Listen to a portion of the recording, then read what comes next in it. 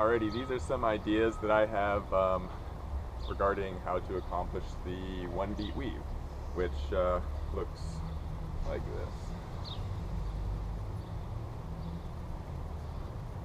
It's actually a pretty simple move. I'll show you some steps that'll hopefully get you there. First of all, I'd like to point out that there are lots of different grips that people use for doing meteor stuff.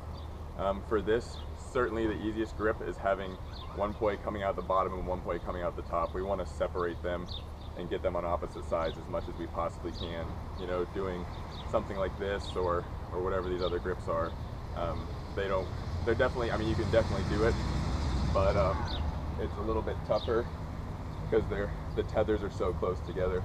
So I'd definitely say for learning purposes, if you have like the capsule handles from Flow Toys, those are really badass because they're this long and you have like 6 inches in between the tethers, and so you have like all that room that they can be spinning apart from each other.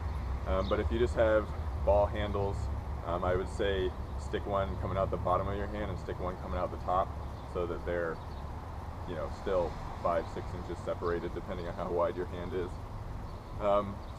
So I learned this one by just fucking going for it, just standing, putting my arm out at 90 degrees to my body, or I guess 180 degrees, sorry, to my body, and I would do a 2-beat weave.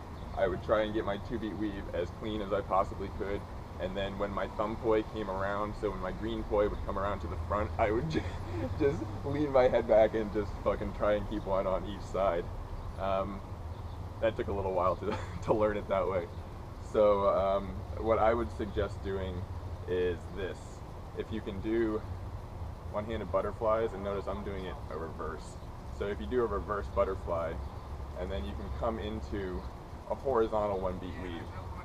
And actually practicing this horizontal 1-beat weave is going to help you gain the dexterity in your hand, because this move requires pinky control and thumb control. It's really good at teaching pinky and thumb control.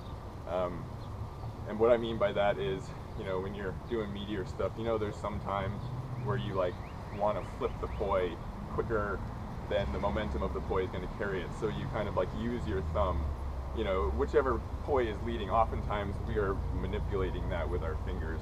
So we're going to do that exact same thing.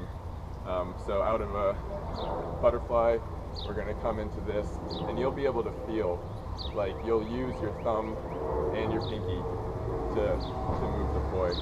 So once you're here, you can really learn how to do the 1-beat in horizontal mode without having gravity fighting you that much.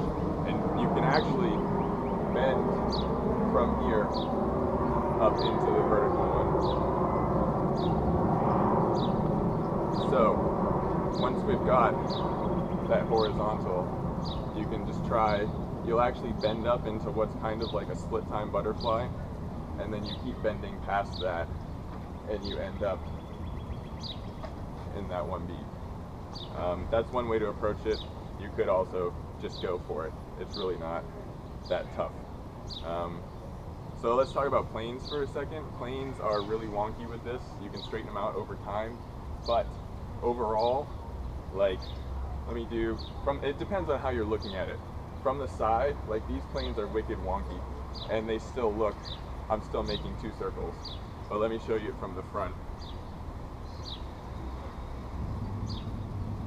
See how they're wonking all over the place? You can certainly clean them up and get them much straighter. But for the, in the grand scheme of things, it doesn't matter if your audience is looking at it from the side. It doesn't matter what your planes look like because they can't tell. All they can see are the circles. So plane control isn't that big of a deal, although it's definitely something to shoot for.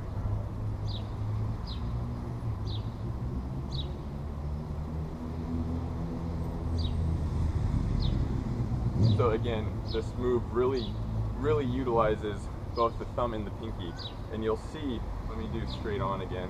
You'll see when I get into it, I do a little bit of a rocking motion, like my hand is kind of going back and forth, but the majority of the work is being done by my thumb and my pinky. And in fact, this move sucks to do for more than like 15-20 seconds at a time, because you really start to get cramps like here and like coming up here into your elbow. Or at least I do, because of the muscles that I use to do it. But yeah, those two methods, either really just keeping a really straight 2-beat weave and then going for it. You know, the poi that's coming over, the white one, try and keep it as close to, just try and get like 1 beat, bam. Just try and avoid those collisions. I would say that, honestly, I don't know, I think that just going for it might be easier than bending into it, because that takes a little bit of control.